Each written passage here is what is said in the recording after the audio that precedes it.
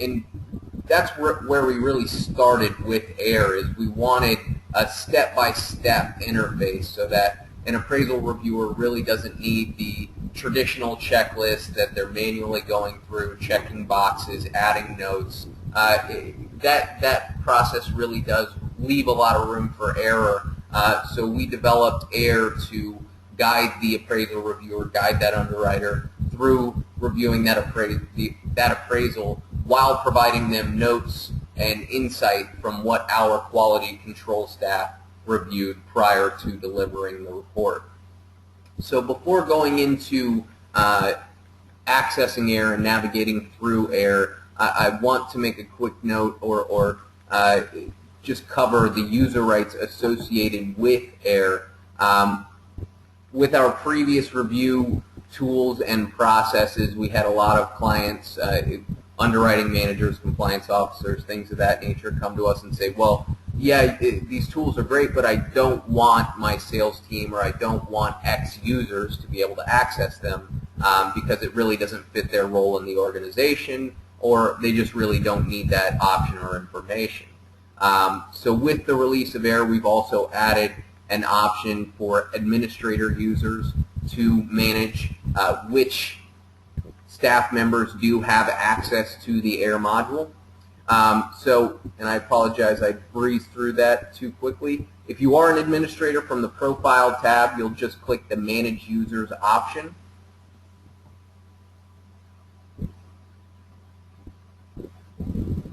And then select the user which you'd like to update, and click the action option on the right. And then at the bottom of the screen, you'll see this Allow AIR option. By selecting yes, this will give that user access to the AIR module. By selecting no, they will be disabled or excluded from access. Once again, that's just a tool we wanted to include to make sure that administrators could control who has access. We did initially release the AIR interface to only administrator and super processor roles. So if you do know that you have some users or processor managers that you would prefer have access to AIR, you can certainly manage that as an administrator from the module, or you can email your account manager or myself to update records en masse. So in accessing AIR, there are going to be three methods by which you can actually access the interface. The first is by selecting the Completed tab in your pipeline view, and then you can select the AIR review option associated with the file which you want to review. The second is if you're a user that is associated with a specific order, you will receive an email notification, or if you are a default processor who receives all completion notifications, you'll receive the email which contains a link directly to the AIR module here. If you, and just as an FYI, back to those root user rights, those users who are excluded from accessing AIR will receive the same message, but will not have this link here. The final option to access the AIR interface is from the appraisal details page, which you can access by clicking the file number in your pipeline view. And then in the top right corner you'll see an AIR system link to the top right. As you can see, and if you're familiar with our systems, a lot of the images, the formatting, the placement of these links is very similar to our previous tools and systems. We did that to just ease the transition and make sure users were still comfortable with the interface. So this page here is going to be the welcome page within the AIR module. It's basically just going to tell you to click Continue to Proceed. It contains the front image of the subject property. But what you will notice is there is a review progress bar at the top of the screen. This will be at the top of every page within AIR. The first section, Pages, will inform the appraisal reviewer, the underwriter, that how many pages they've viewed within the AIR module. So ideally, you're going from step 1 through step 8 or 9. There are 9 steps on revised reports because we do have the report comparison option, which we'll get into in a bit. On the original reports, you will only see 8 pages. There is also a progress bar regarding the rules, so that you can see, okay, I'm starting with 19 failures, 9 critical failures, 0 cleared, and then 15 passed. That's just giving you a bearing on what our system determined as an issue, the severity of that issue, and what have you. And before we move forward, I'd just like to go into real briefly what our system does with the appraisal report at the point the appraiser uploads those documents. What our system is going to do immediately upon the upload by the appraiser is it's going to run what we call our initial validations. What this does is takes the order data that we have on file and compares it against the XML version of the report to verify key fields like the borrower's name, the FHA case number, the property address, the lender's name. Critical things are exactly what we have on file, and it immediately gives the appraiser the opportunity to upload a revised report. So if they do upload that report and the borrower's name is Bob on the order, but he put John, and he can say, oh, I messed this up, or I need to update this, and they have the opportunity to change that right then and there. If the appraiser chooses to proceed without addressing those, our QC staff will be required to review those variances and confirm that they are either supported or conditioned for them to be updated. Once those initial validations are complete, our system will send the XML version of the document to our nested rule sets. What this is going to do is take the XML version of the report and run it against rules that are based on HUD and GSE guidelines and some other general best practices with regard to the product type. Once that analysis is complete, it's going to generate those passes and fails that you see at the top of the screen, and any of the critical failures, our QC staff is required to either, 1, review the report and provide their commentary and confirm that there is support for those variances within the report, or they're required to condition the report to make sure that the appraiser addresses those variances before our clients receive that report. So that's just a brief overview into what the system does and where a lot of this information comes from. So from here, I'm just going to click Continue to proceed within the AIR module. And the first page you're going to see is the Appraisal Details page. This is going to contain a lot of information regarding, a lot of information from page 1 of the appraisal report. Things like the borrower's name, the current owner, the APN number, the PUD information. A lot of information that an appraisal reviewer or underwriter are going to look for. They're going to want to make sure that the HOA fees match what they have from the HOA, that a lot of that information from title work does match what's on the appraisal. What you'll see here at the top of the screen is this condition queue. This queue is associated with all of the orange C's that you'll see throughout the AIR module. What these C's allow you to do is if you identify something that you have concerns about or questions about, you can click this option here,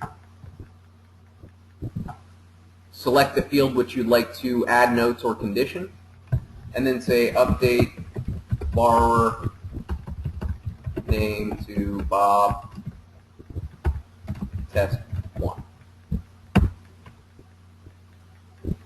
Once you submit that condition, it is logged into your condition queue. And the idea behind this is to provide sort of an add to cart feature as reviewers walk through the report. It consolidates their notes rather than having external notes or pieces of paper all over their desk, so that you can come back at the end of the review process and say, okay, this isn't really relevant anymore, or this doesn't really apply based on further steps, and then edit that final list of conditions for submission to the appraiser. Ideally, appraisal reviewers and underwriters are able to walk through the AIR module without ever having to view the appraisal report. We developed this to make the appraisal more accessible, the review process more efficient. But if the reviewer does feel the need to access the appraisal report to view it directly, they can always click this View Appraisal option here, which will open the PDF version of the report in a separate tab or window.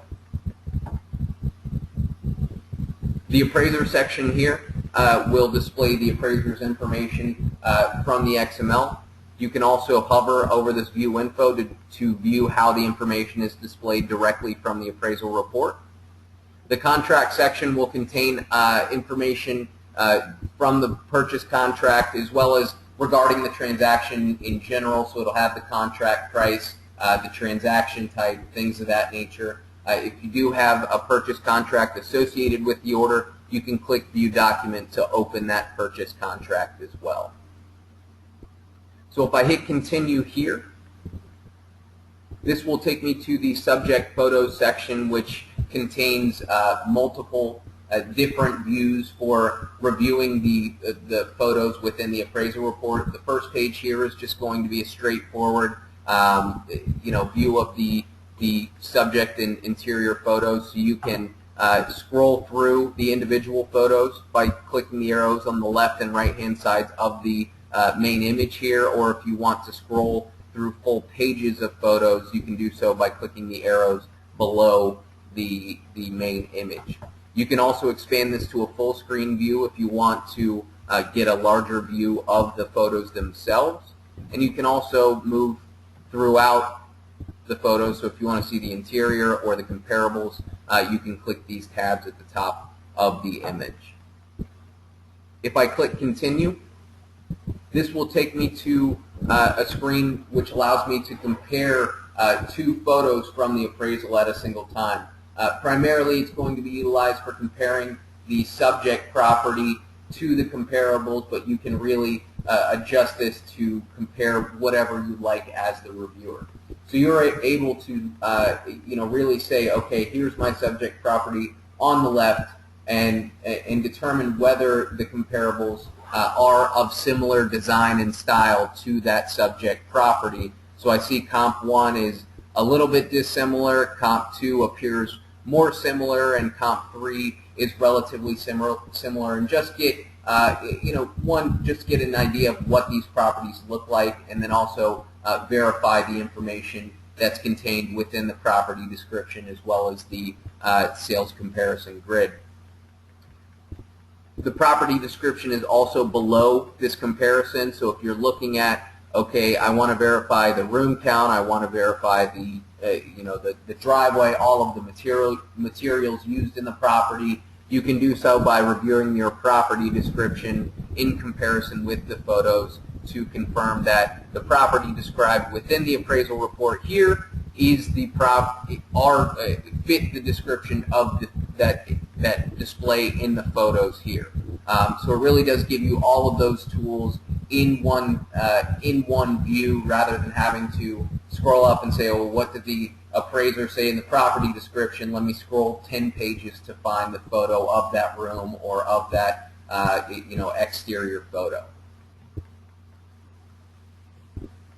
The following screen will allow you to compare the map that the appraiser provided within the report to a Google map or a Bing map, essentially a GPS function.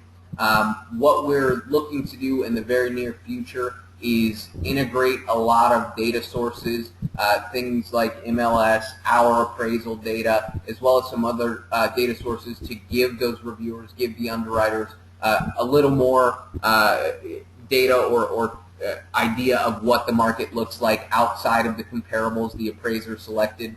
We will be releasing further information on those updates as they come, but currently this option just allows you to confirm that the map provided by the appraiser is accurate when it comes to a GPS map. There is a little further information on each of the comparables and the subject property below, so you can compare this information to the above images. The following screen is going to be your comparable grid.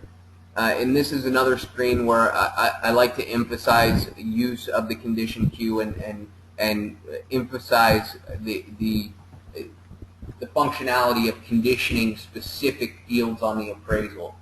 Beyond organizing your notes as you review the appraisal, what this allows us to do is this provides us data on what specific fields or what issues we're having with appraisal reports.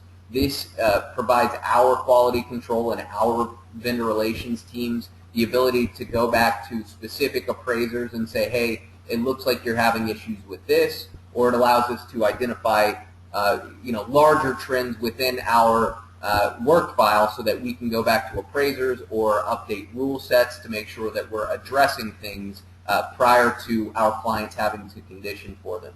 On top of all the data and the uses that we have internally, this data is also available to our clients. So if you're an administrator or you manage appraisal reviewers or underwriters, we can provide this data to you so you're able to see, okay, this underwriter or this reviewer is conditioning for this, but this underwriter is not, and it really allows you and allows your team to be more consistent in what they're going back to the appraiser for. So once again, it is a relatively simple function, but it really does provide a lot of data and a lot of functions on the back end. So you can scroll through your comparable grid. There are also your summary of your sales comparison approach and analysis of prior sales history. You can collapse or expand each of those menus by just clicking the header there.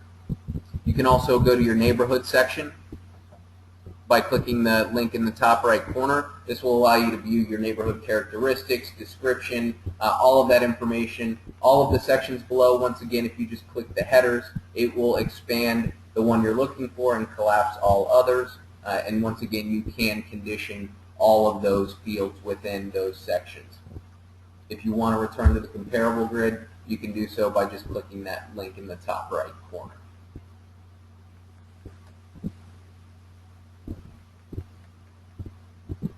So the following screen is going to be the checklist that our system produced at the point that we ran, at the point that the appraiser uploaded the report. As you can see, that there are multiple tabs. The critical failures, these are going to be failures that are crucial to the validity or accuracy of the report or the appraised value itself. So things like age comparables, comparable proximity. As you can see, the appraiser not signing or dating certain things they're obviously going to be critical and are going to be necessary for our team to review as well as your team. And what this allows the appraisal reviewer to do on the client end is they can go through and say, okay, I have a rule that says that the appraiser did not use 3 comparables within 12 months, but there's also the commentary from our quality control team right here, which allows you to see that the appraiser commented on limited recent comparables on page 10. So you're able to know that our QC staff reviewed the report and verified that the appraiser did support that on page 10 of the report. Now, the view detail option, what this will do is actually identify where on the report the failure occurred. So we're talking about sale dates in comparison to the appraisal effective date. And as you can see here, the appraisal effective date as well as those dates are highlighted. So once again, rather than having to jump to jump through multiple pages of the appraisal, you can just click View Details, and it will take you to the exact spot on the appraisal report where the error occurred. Now, let's say as an appraisal reviewer, you've reviewed the commentary from our team, you've reviewed the appraisal itself, and you're comfortable with the fact that this rule did fail, but the appraiser's commentary supports why he did what he did.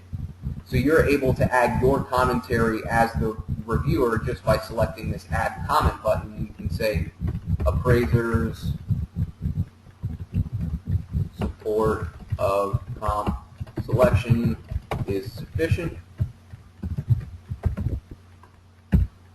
You can save your comments, and then you can clear that rule.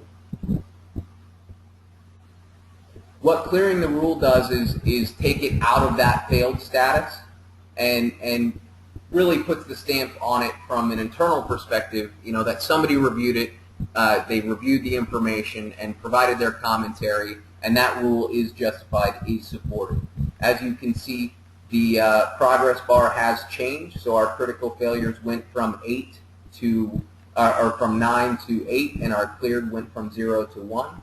If you want to update your comments or unclear a rule, you can do so by returning to the cleared option and unchecking that box, or viewing and editing your comments. If you need to print a copy of this checklist, a paper copy of this checklist, you can do so at the bottom of any of these tabs.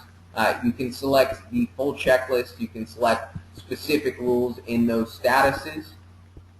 You can also determine whether you want to include Coester or the QC staff comments, or only the client or reviewers comments by checking the client comments only option. And then you can print that checklist, which will open up a print menu. This is not intended to be the final checklist from your review. This is only intended for if you need to, for whatever reason, print a paper copy, take it to someone for review. There will be an option in the Finalize Review tab to save a final version of the checklist, which is also then associated with the order, which we'll get into shortly. So let's just assume that all of these rule failures are acceptable. We've cleared them, and now we want to move on to our compliance section.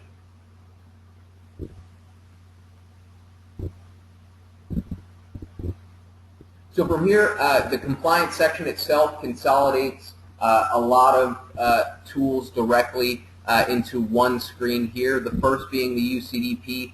If your account settings require CoesterVMS to request the SSRs prior to completion of the original report, you will be able to access those SSRs by clicking the thumbnails here. If you're an account that prefers to conduct an internal review prior to requesting the SSRs, you have the option to request those SSRs directly from this screen here.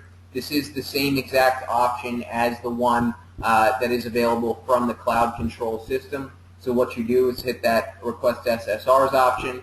You'll select the most applicable XML. It's likely going to be the most recent. These are sorted from newest to oldest, so you'll likely want to select the most recent XML, and then you can select Generate here. This process does take about 5 to 7 minutes on average for our system to receive a response from the UCDP portal. It can be a little bit longer, it can be shorter, but 5 to 7 minutes is roughly what we've seen in response and delivery of the SSRs. If you are reviewing this appraisal and you want to generate these, you can click the Generate option, move on to something else. You will receive an email notification stating that the SSRs have been generated and are on file. So if I close that option, I can proceed to the appraiser verified from ASC.gov. This is a test appraisal, so the appraiser's information on file is not accurate. But what this will do is our system maintains a direct integration with the ASC appraiser license database. So at the point that we assign appraisals as well as complete appraisals, our system verifies, 1, that the appraiser's license is current, and 2, does not have any disciplinary action against it. All of that information will be displayed exactly as it's displayed on the ASC database website directly in this section here. If your account is set up for our borrower valuation delivery system, you will see the record for this particular order here. If your contact account or your specific user profile is enabled with the option to manage or update that record in case it's failed and you need to update the email address, or you want to resend to the borrower, you will see additional buttons here. The final section is going to be state-specific regulations. This will display our AMC registration number in states that require AMC licensure, as well as a few other items that are specific to certain states, things like fee disclosure and things of that nature. The following section, or the following page, is our report comparison page. This is only available on revised reports, and essentially what this does is it takes the XML version of the original appraisal report that was uploaded by the appraiser and compares it side by side with the revised report provided by the appraiser. So what this does is, if you as a reviewer are assigned to a file and you requested conditions on specific fields, so just for this example, I previously requested commentary or update on Comp 1's proximity, as well as an update of the borrower's name to Bob Test. I can scroll through this side-by-side comparison and verify that the changes that I requested have been made. So you'll see that the previous report displayed one value, and the revised report now displays Bob Test, which I requested. We can also see in the highlighted field that appraisal comparable one's proximity has been updated as per my commentary from the original condition. So in theory, in concept, it is very, very simple, but this should save a lot of time for appraisal reviewers, having to go through an appraisal report to make sure the one or two things they ask for have been completed. This tool is available internally to our QC staff as well. So once again, just putting everyone on the same page, we're all looking at the same thing. If our QC staff identify that a highlighted requested field has not changed or is not supported within the appraisal report, they will condition the appraiser to update those fields. So if everything is acceptable, we've gone through the report, we've made sure that our rules are cleared, we've made sure that our previously requested conditions are, have been addressed, then we can click the Continue option, which will take us to the Finalized Review page. If there are outstanding conditions which you've logged throughout the review process, they will be displayed here. You have the opportunity to edit those conditions. You can also delete specific conditions or clear the queue entirely by clicking the Clear Queue option. If there are no conditions left at the end of the review process, you can select Finalize Review, and then you'll be offered three options. The first being Save Final Checklist. It's a similar menu to the one that we saw before. If you are utilizing our checklist for documentation within your loan file to confirm everything's been reviewed and to provide your post-closers, your investors, commentary on what your team looked at when conducting review of the appraisal, what this will do is allow you to print that full checklist. You can exclude our commentary by checking the box, or include it by leaving it as is. And then once you save this checklist, it will open up a separate window. But once you save that checklist, it will save to the attachments on the order. You can download it from the order itself. You can print it. But if you are a user that is placing orders through our integrations, you're also able to transfer that checklist document directly to the data storage tools like Encompass's eFolder, things of that nature, directly from the order. So this is essentially the end-to-end error process. The other options available on this screen allow you to return to the appraisal details for this specific order or return to the pipeline.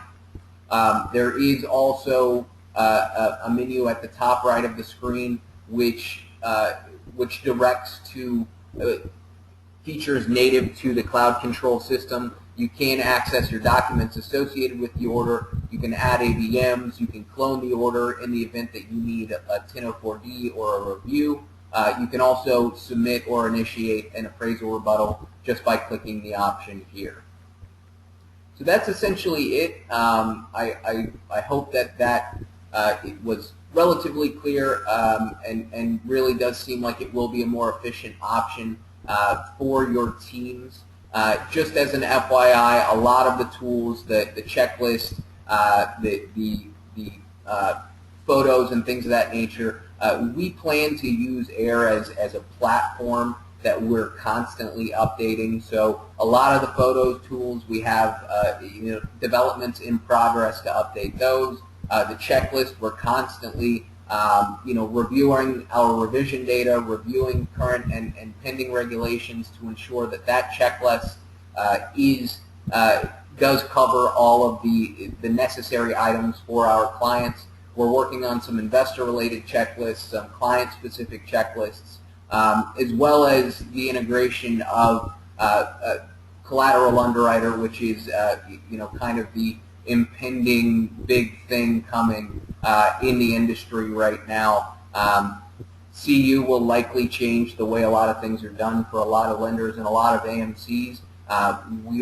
We're hoping to have that integrated as soon as possible and really build the AIR module to complement that tool and provide a lot of the features that CU doesn't necessarily cover. So that's just kind of where we're planning to go with AIR. So at this point, I'd like to open up the floor for questions. I can't really unmute everyone, but if you do have questions, feel free to enter them in the questions box on your GoToWebinar interface. It should be on the right-hand side of your screen. You can also chat me directly. So any questions, feel free to fire away, and I will do my best to answer them.